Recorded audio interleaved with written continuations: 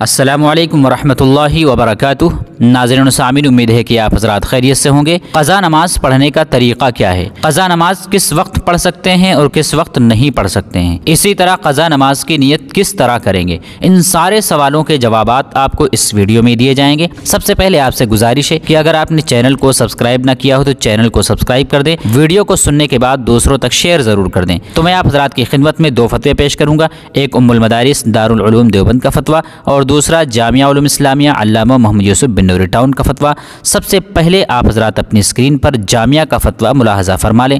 جامعہ سے کسی نے سوال کیا، قضا نماز کا شرعی طریقہ کیا ہے؟ جواب: قضا نماز 3 مکروہ اوقات کے علاوہ ہر وقت پڑھی جا سکتی ہے۔ وہ 3 اوقات درج ذیل ہیں۔ نمبر 1، طلوع شمس، یعنی جس وقت سورج طلوع ہونا شروع ہو اس وقت سے لے کر جب تک سورج ایک نیزہ کے بقدر بلند نہ ہو جائے، تقریباً 10 منٹ۔ نمبر 2، استوائے شمس، یعنی نصف النہار کا وقت، یعنی جب دوپہر کے وقت سورج بالکل سر پر آ جائے، احتیاطاً اس سے 5 منٹ پہلے اور 5 منٹ بعد نماز نہیں پڑھنی چاہیے، یہ بھی تقریباً 10 منٹ کا وقت ہے۔ نمبر 3، غروب شمس، یعنی عصر کی نماز کے بعد سورج غروب ہونے سے پہلے جب زرد پڑ جاتا ہے اس وقت سے لے کر سورج غروب ہونے تک۔ اس کے علاوہ باقی کسی بھی وقت میں پڑھ سکتے ہیں، البتہ عصر اور فجر کی نماز کے بعد اور صبح صادق کے بعد فجر کی نماز سے پہلے لوگوں کے سامنے قضا نہیں پڑھنی چاہیے۔ اگر ان اوقات میں قضا نماز پڑھنی ہو تو ایسی جگہ پڑھے جہاں لوگ نہ دیکھیں، اس لیے کہ ان اوقات میں نفل نماز ادا کرنا منع ہے۔ اب اگر لوگوں کے سامنے قضا نماز پڑھے گا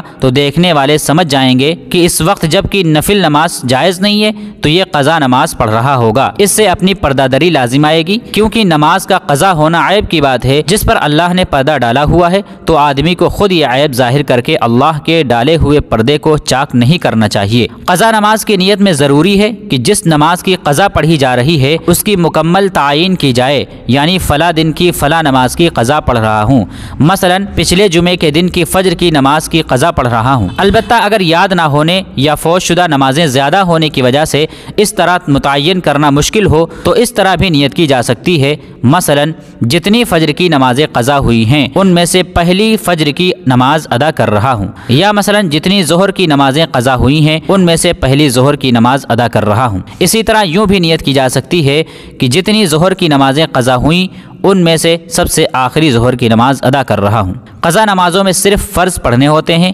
سنت نہیں۔ البتہ نماز وتر واجب ہے، اس لیے عشاء کی قضا کرتے ہوئے وتر کی قضا کرنا بھی لازم ہے۔